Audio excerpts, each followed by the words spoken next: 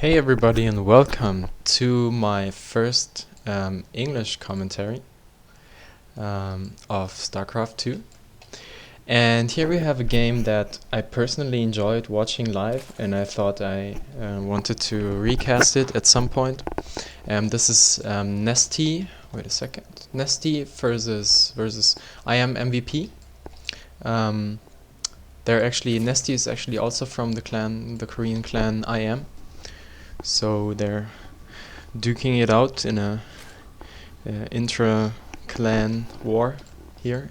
And this was played at Blizzcon 2011. That was the... I'll bring up the production tab so you guys can see what's happening. This was from the winners bracket finals. So yeah, so that's kind of like the semi-finals overall of the tournament. So this is NesTea. He's 3-time GSL champion and MVP, and NesTea starting in the bottom position, 6 o'clock or 7 o'clock on Shattered Temple. And this is still the version with close positions on it, which Blizzard has changed for Season 4. But at BlizzCon they still played with close positions, and we'll see how that goes for both of these players, because usually Zerg is affected negatively by close positions. We'll see how it plays out in this game.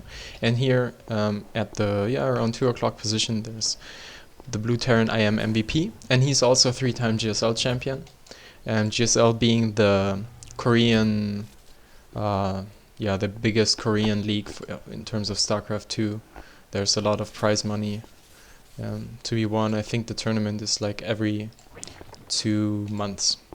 So it's a short game, as you can see, and yeah, so let's take a look at what the players are doing. In particular, I'm interested in what NesTea is doing. So he's gone for a 15 hatch. I think he's sent his scouting probe drone at around 14 or 15, definitely before he sent out the drone to build the hatch. And then he got a pool at 15 again, and almost immediately afterwards he built the extractor. And here he brings out some drones to fight off this SCV building the bunker, and he's pretty confident that MVP is not going to go for any kind of 2-racks, so he doesn't even bother transferring lots of drones over here to defend marine pressure. So he just goes, and at this point I'll have to pause, because when I watched this live on the stream during BlizzCon, I didn't even realize that. So what NesTea did was he went for a 15 hatch, then a 15 pool, and 15 or 14 gas right afterwards. I think 15 gas. And so usually, alright, you stick some workers on the gas as soon as it comes up. And then what you want to do as Zerg is, make queens, make 4 Zerglings like he has here, because of some marines pressuring in the front. And then you usually just want to go for drones.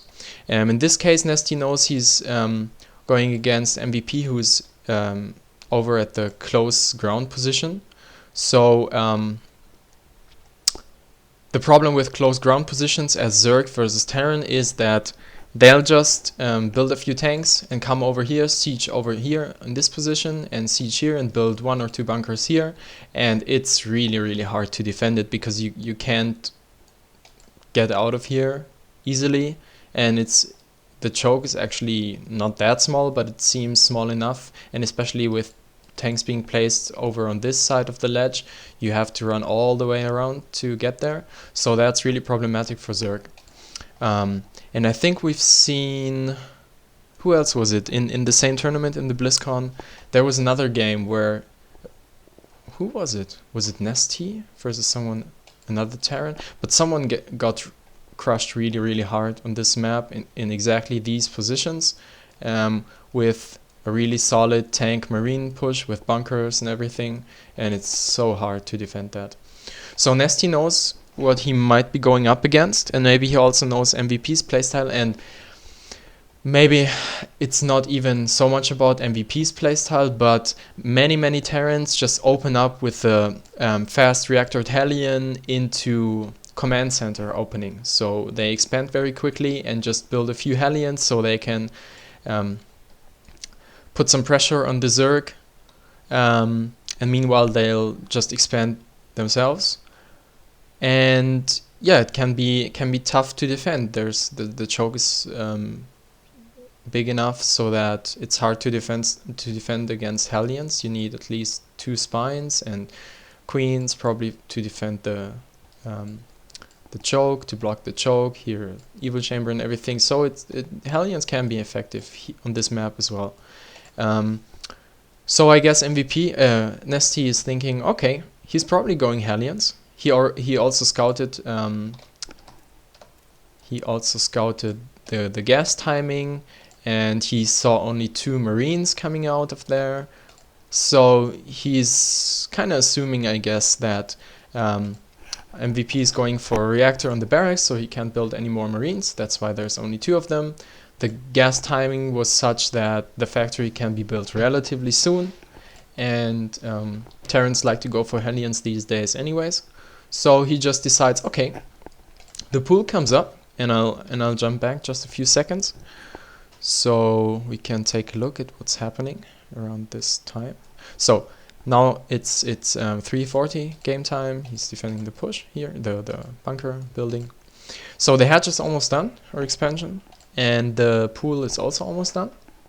They should finish at around the same time usually if you go for 15 pool, 15 hatch, 15 pool. So now what does he do? Usually you'll have, wait a second, he's too fast. You'll have around 200 or 300 minerals stored up when the pool finishes and the hatch.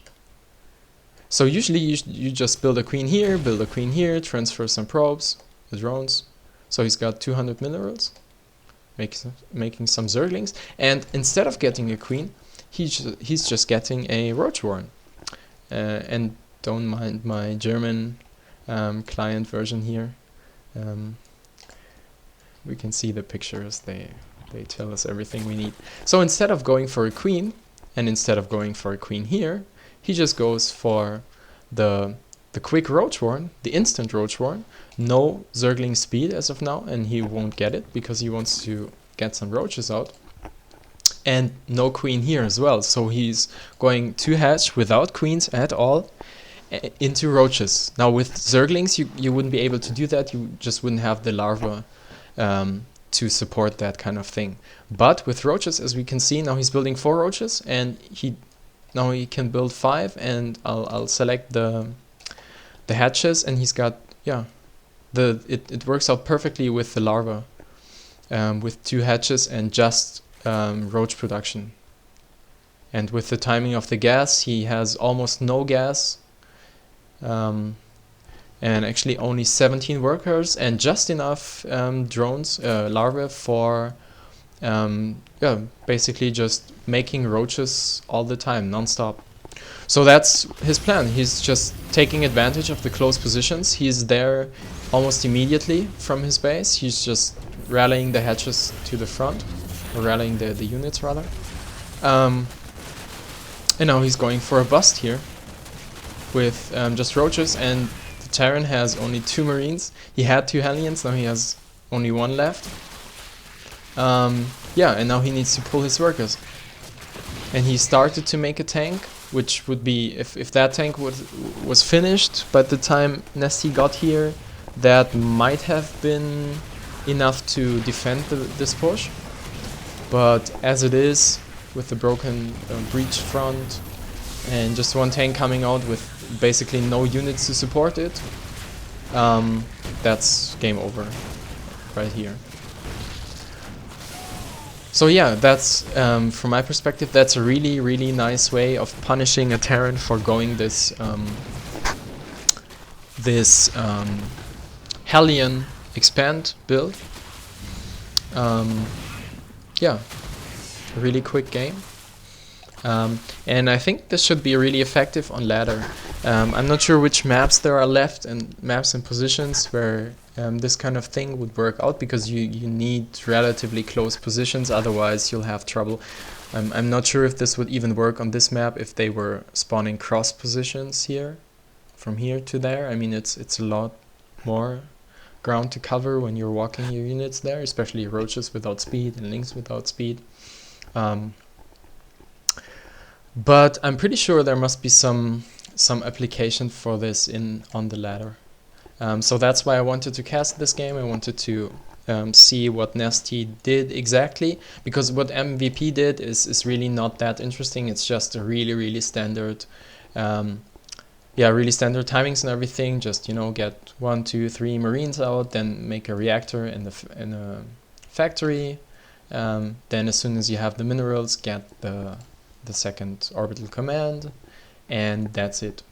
And then you just make a bunch of Hellions, 2, 4, 6, 8, something along those lines, pressure the Zerg, and switch back into tank marine production. And as soon as you have enough stuff, you go down here, land your command center, and make a bunker, and then push out as soon as you have, I don't know, something like 2, 3 tanks with and marines with stim or combat shields. And yeah, can be a really tough push to defense.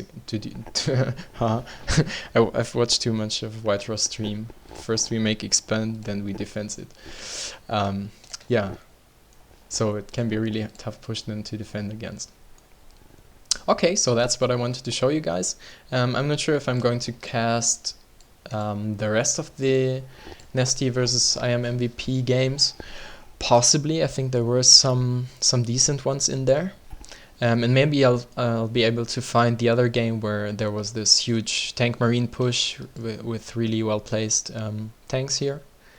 I think it might have been Dark Force or something. No, he didn't play in the Invitational. Or was it Dimaga? Okay, I'll figure out. And maybe I'll cast that game as well.